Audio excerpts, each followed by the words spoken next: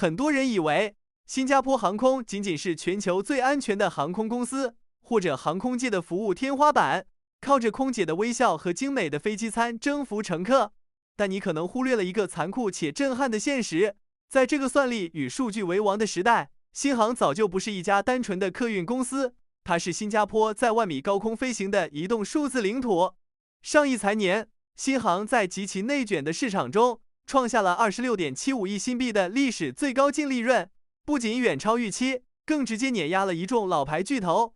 这笔巨款不仅仅是新航豪掷千金引入 SpaceX 星链技术的底气，更与你我口袋里的 CDC 邻里购物券有着极其隐秘却又血脉相连的利益链条。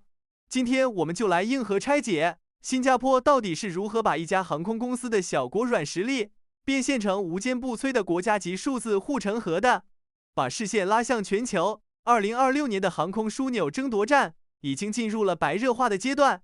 看看中东的竞争对手，阿联酋航空和卡塔尔航空正在疯狂砸钱升级硬件，不仅搞出了空中淋浴间，商务舱的奢华程度更是几乎要把7星级酒店的总统套房直接搬上天。再看隔壁的香港国际机场，3跑道系统全速运作，大湾区的客流红利正在疯狂倒灌。在这个拼财力、拼硬件、拼腹地市场的红海里，新加坡面临着极其严峻的现实。作为一个连国内航线腹地都没有的岛国，如果仅仅依靠全球最安全航空公司的招牌，或者在飞机餐和空乘微笑上继续比拼，边际效益正在急剧递减。高净值人群和跨国企业高管已经不满足了，普通的奢华已经无法刺激他们的神经。要在伦敦、迪拜和香港的重重围剿中杀出一条血路，新加坡必须把竞争拉入一个别人暂时无法企及的新维度。既然物理空间的奢华已经触及天花板，新航选择的破局点就是虚拟空间的绝对掌控，而这引出了他们最核心的杀手锏。新航此前宣布，在全球率先实现长途航班免费无限量 WiFi 覆盖，并全机队引入 SpaceX 的星链技术。很多人以为这只是为了让你在天上刷刷短视频、回个微信，但这其实是新航建立护城河的最关键一步。核心机制只有4个字：时间主权。我们来看一组技术代差。传统机载 WiFi 依赖地球同步卫星，延迟通常高达500到800毫秒，打开一个带附件的邮件都要转半天圈，体验极其割裂。而星链的低轨卫星群能把延迟强行压到100毫秒以内，这区区几百毫秒的差距彻底改变了游戏规则，意味着机舱不再是一个让人失联10几个小时、充满信息焦虑的铁皮罐头，而是变成了一个真正的云端办公室。对于1分钟几十万上下的跨国高管、对冲基金经理和科技圈大佬来说，在万米高空无缝接入全球金融市场，流畅进行跨国视频会议，甚至实时盯盘，是刚需中的刚需。新航用庞大的资本开支买断了这批全球最高净值人群在空中的时间主权。当竞争对手还在推销更软的床垫和更贵的香槟时，新航已经在贩卖最高效的商务生产力。这种跨维度的体验差异，让新航在争夺全球高端客流时，拥有了绝对的降维打击能力和定价权。但这笔从富人身上赚回来的钱去了哪里？讲到这里，很多在新加坡本地生活的朋友一定会问，新航上一财年赚了26.75亿新币，确实很厉害，但这跟我一个每天搭 MRT 上下班、住祖屋，甚至1年都坐不了一次商务舱的我有什么关系？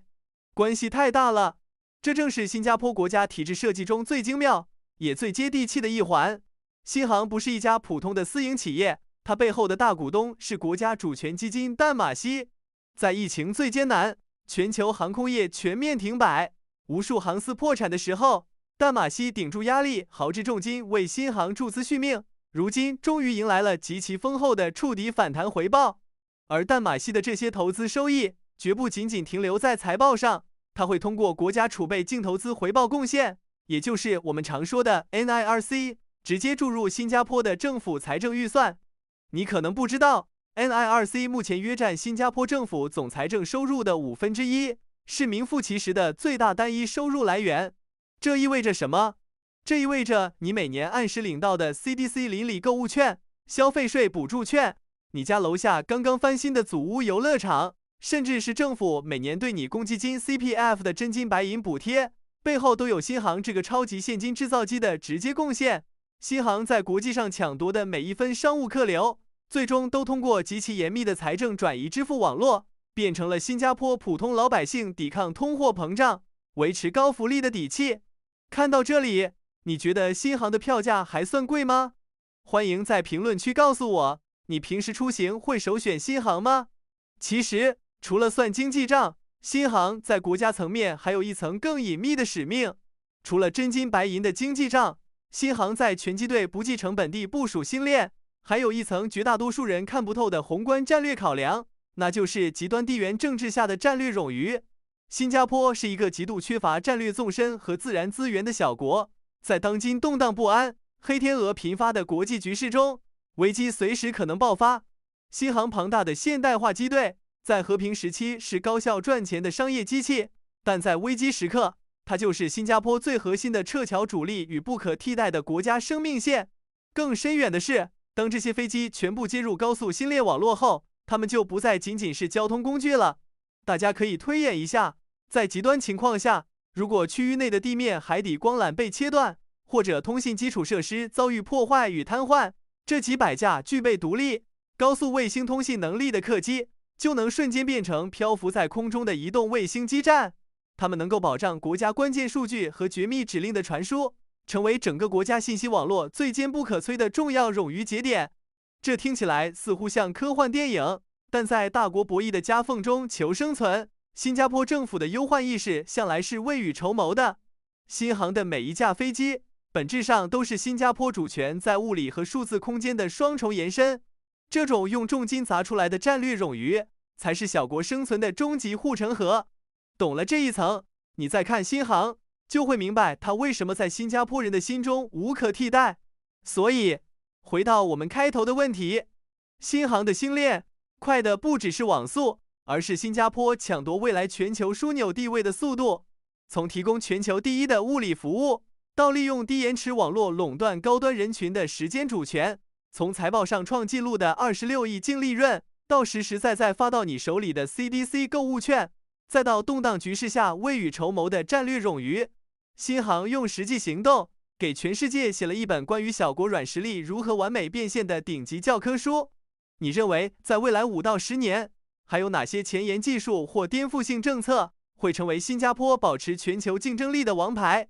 欢迎在评论区留言，分享你的深度思考，我们一起探讨。如果你喜欢这种不浮于表面的内容，请务必点赞、订阅频道并打开小铃铛。我是长期食采新加坡的阿明，为你带来最透彻的局势解析。我们下期视频见。